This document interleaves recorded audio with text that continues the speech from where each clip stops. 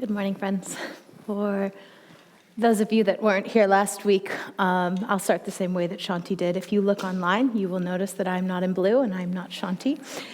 We switched weeks, and so you got her last week and you get me this week for this wonderful reading.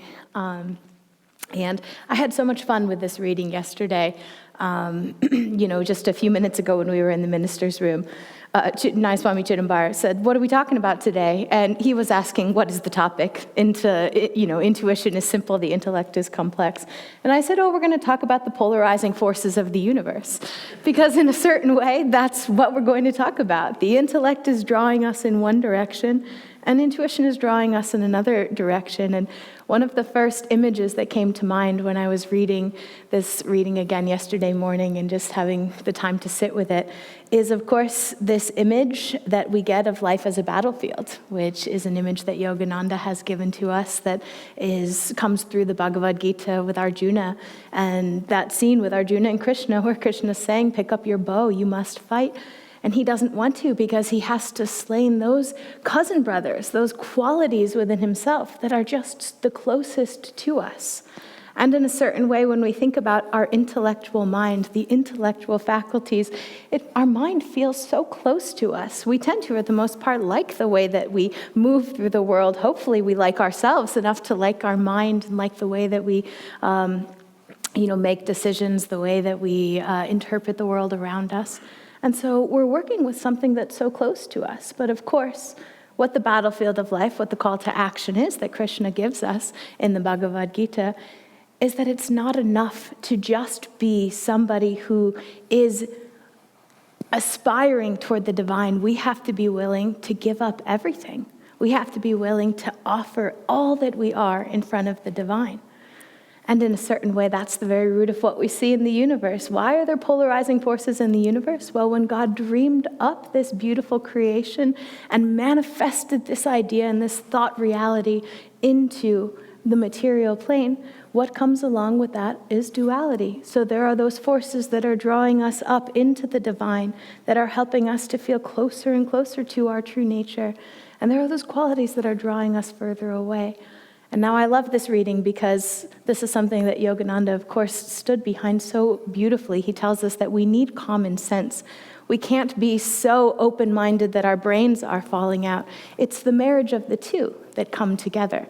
Where is it that we can find that balance, that we allow the intellect, we foster the intellect and the scrutinizing faculties and our decision-making qualities, and we give them just enough room to do their job and then surrender into the flow of devotion. That's the ticket. That's what we're searching for.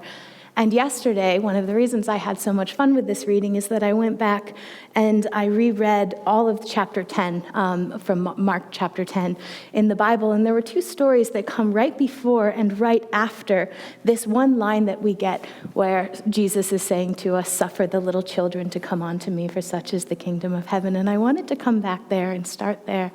Right before this scene in the Bible, Jesus is in Judea, and he's teaching in front of a large group of people, and the Pharisees, those, naughty Pharisees, come up, and they start to try and trick him, and they're testing him about what was it that Moses was saying about adultery and divorce, and whether a man can leave a woman, and so on and so forth. And they're doing it with the intention to try and expose him as, an insufficient teacher. And the teaching that Jesus gives back to them, he says that God made man in his image, and in such he made man, and he made male, and he made female. He made man, and he made woman. And at the root, at the beginning, man and woman stayed within their home in the father and in the mother. But such is the nature of life. They had to go out, and they had to leave that home in order to find each other. And that's such a beautiful reading for us to think about as yogis, because what is the masculine and feminine, if not those qualities that exist within ourselves? When we're in perfect stillness, when we're perfectly aligned in the consciousness of the divine, our intellect and our intuition come together just perfectly. But here, God has cast us out. We needed to leave that place of perfection in the divine. Why? Because there's a duality in nature. God cast us out so that we could participate in this play. Whether we like it or not, we pick up our bows and we fight. But the very nature of it is so that man and woman could come back together. It has very little to do with gender if we read it in this way, and so much more to do with what is the masculine, if not the logical, rational, intellectual aspect of ourselves, and the feminine, the feeling nature, the oriented nature. And this is where we get that line where he says, man and woman must become of one flesh. We have to bring those two aspects back together into ourselves because we need both of them. But of course, what we begin to find along the way as we quiet that intellectual aspect, that carping spirit, and we'll come to that in just a minute, that Krishna's talking about later in this reading, in that section from the Bhagavad Gita, we find that the intuition, that feeling nature, begins to take precedence, and it takes dominance over us, and it's leading us in the right direction.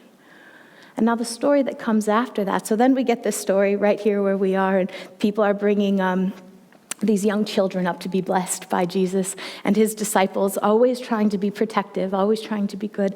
They sort of shun the people who are bringing these children up and push the children away. And he says, no, suffer the little children to come on to me, for such is the kingdom of heaven, that purity of heart. And then after that, he goes on and he's with his disciples, and a man comes up to him. He's a very wealthy man. And he says to Jesus, what can I do to enter into the kingdom of heaven? And Jesus first just says to him, well, do you follow the commandments that Moses has given to us? And he says, yes, I do. I don't murder.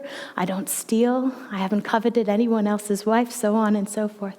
But this was a man of great means. He had many possessions. And so Jesus looks at him and he says, go home and give up all of your possessions. Sell everything you have. Give every penny to the poor. Then you will find the kingdom of heaven.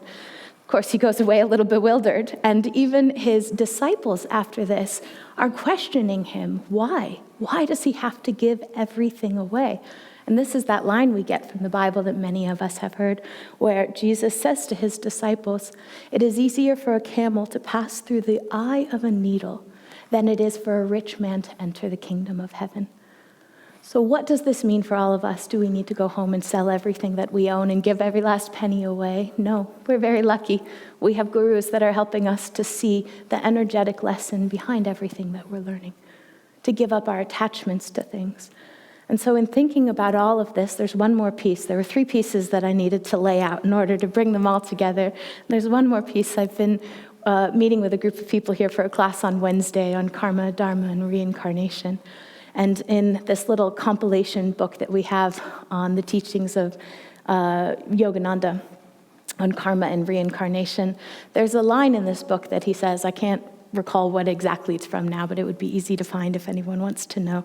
He talks about how we experience the earthly plane through our 5 senses, smell, sight, taste, touch, and that they draw us out into the experiences of the earth. But heaven is experienced through a 6th sense, and that 6th sense is the sense of intuition. And so we actually have the ability to cultivate a 6th sense. Each of us have a 6th sense. I never watched that movie because I don't like scary movies, but this is a happy 6th sense that we have within us. I was thinking about, I couldn't remember where it was. I'm with Sai Ganesh so much, and we're always teaching, if it was in a Sunday service or not, but he was making the reference to Lord of the Rings about, the one ring to rule them all. And in a certain sense, this is where we are. We have one sense to rule them all. Your sense of intuition, that's your dominant sense. Because the world, that battlefield that we're in, it just enmeshes us. I forgot to look at what time I started. It just enmeshes us more deeply into the world itself. When we are living in the world through our sense satisfaction, we are inherently just weaving that trap deeper and deeper within it. And that's where the faculty mind, the carping spirit, the intellectual mind comes into play. When I was looking up the definition of carping yesterday, because I felt like I knew it, but I didn't really know it, one of the definitions is fault finding. And I love this because what are your senses if not fault finding? For a moment, you eat a piece of chocolate cake and it tastes so good and you're so happy. And then, of course, that joy is finite. That joy ends when the piece of chocolate cake ends. You might be able to have another one or another one or another one. But of course, the consequences of that will catch up to you quite quickly. That's why I loved this beautiful affirmation.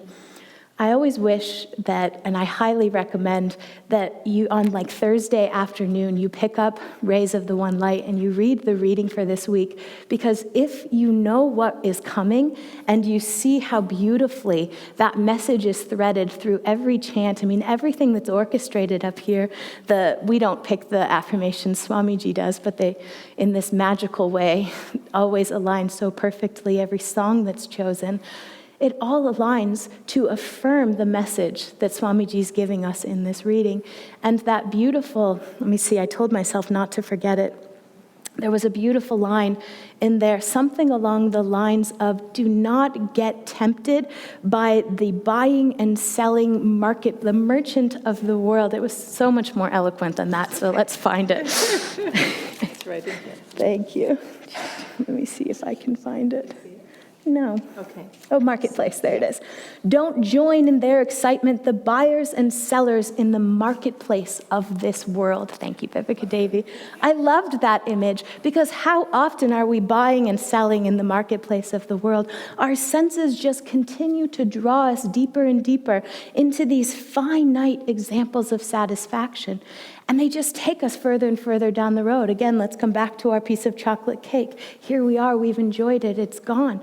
But what comes after that? All of the thoughts and consequences. Maybe, if you're lucky, you're someone who's free from any sort of, feelings about eating sweets and things like that, and you just let it go and walk away. Or maybe you feel like you have to go for a run because you have to balance out eating that piece of chocolate cake. Then you go outside and it's raining, but you don't want to run in the rain, so then you have to put on a rain jacket. You don't like your rain jacket. Maybe it doesn't zip up nicely. Now we have to go buy a new rain jacket. Maybe feel guilty. It's endless. Right? You're all laughing, but you all know. We've all done it over and over and over again. And that's the way that the senses are drawing us deeper and deeper into that place of the intellect. That's the intellectual mind that's telling you all of these things that you need, all of these things that are just going to, that you believe are going to satisfy that deep yearning and that deep craving that exists within you.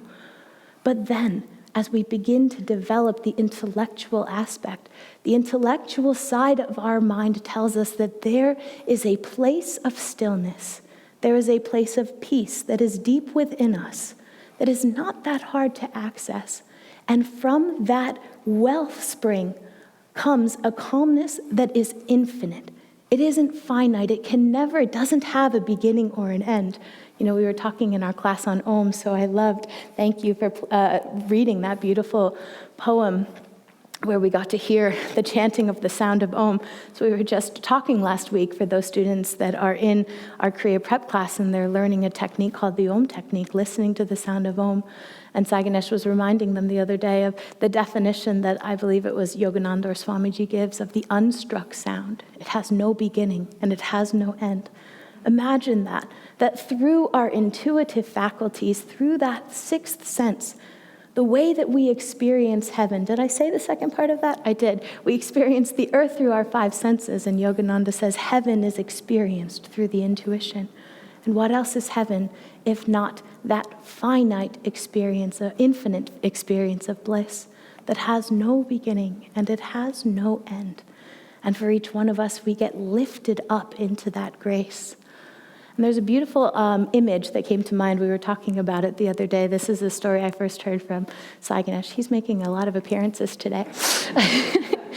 And it's a story from the Upanishads that's just so beautiful. It's not actually a story. It's more a parable or an image and a symbol. But in this image, there are two birds sitting on a bough. And one is white and one is multicolored and darker in color. And the one that is multicolored and bright and faceted and darkened in color, it's eating all of the fruits off the tree and it's enjoying each one in its restlessness. And then the bird that is lighter and white, it's perfectly still and it's simply watching and it's observing That other bird eating all of those fruits and indulging in all of those ways.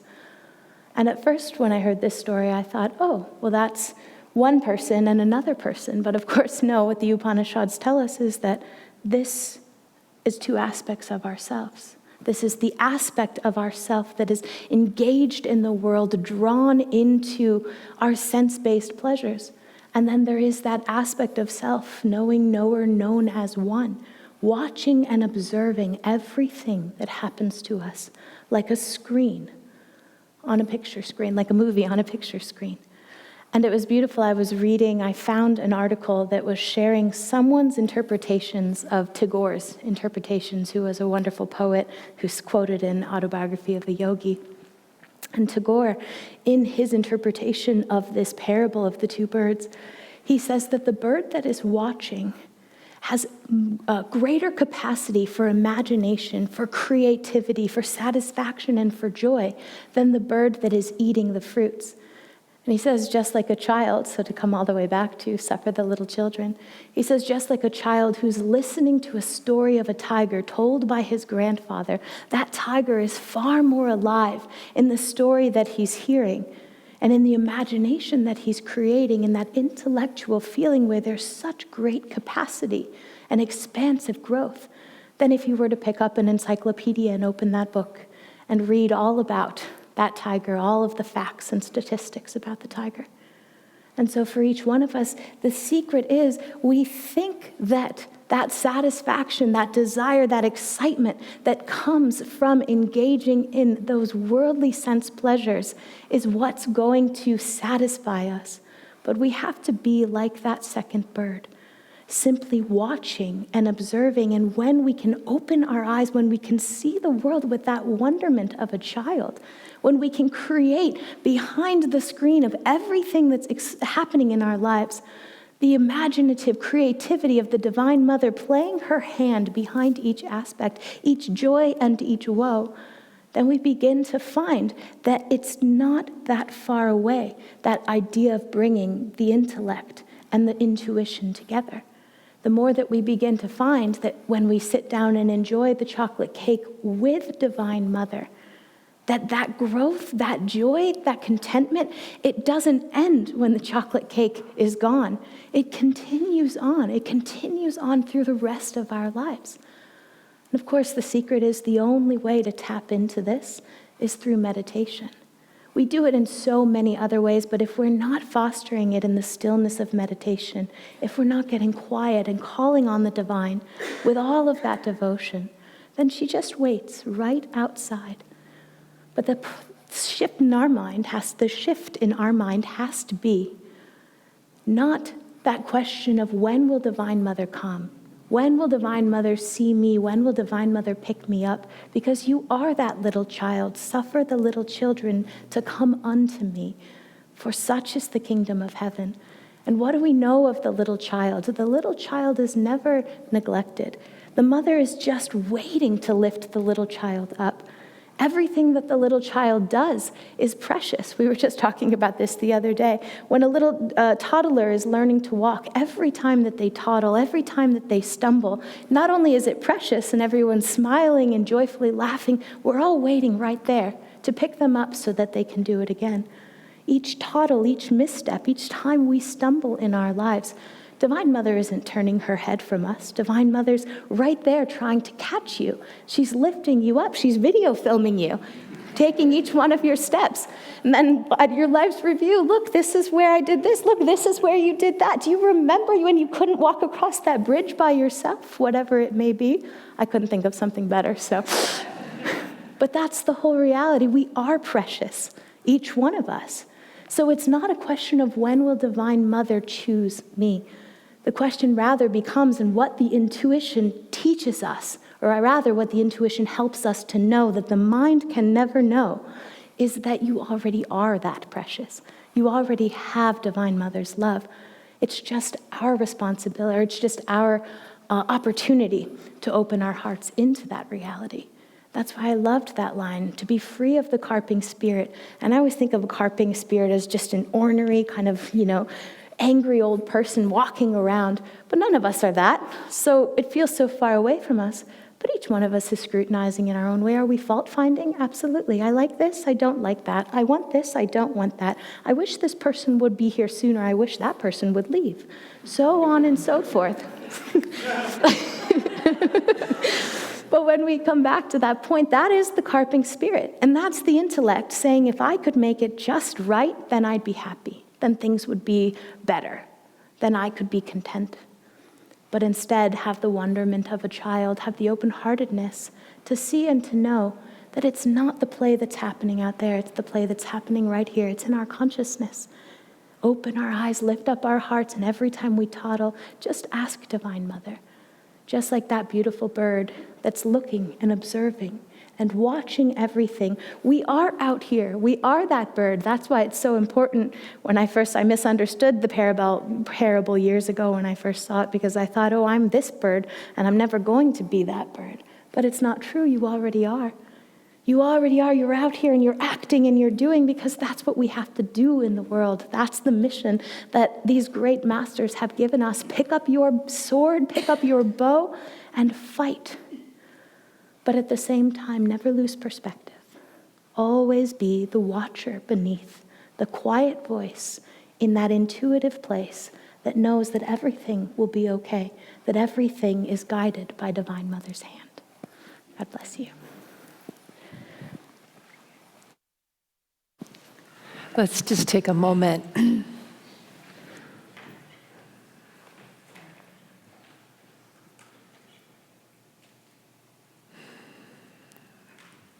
We'll have some music now.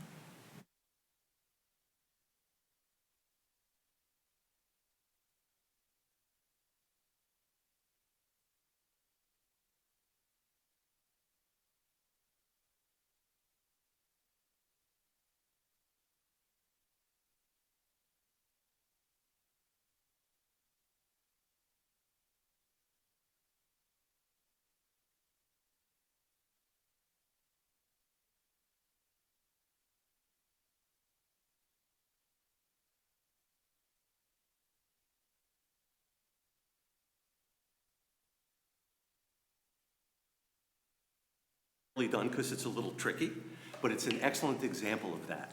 It's called More Boxes, No Thank You. A sailor from England remarked to a foe, the reason we win is we pray ere we go. But we play as well and just look at our dead. Ah, but we pray in English. the Englishman said.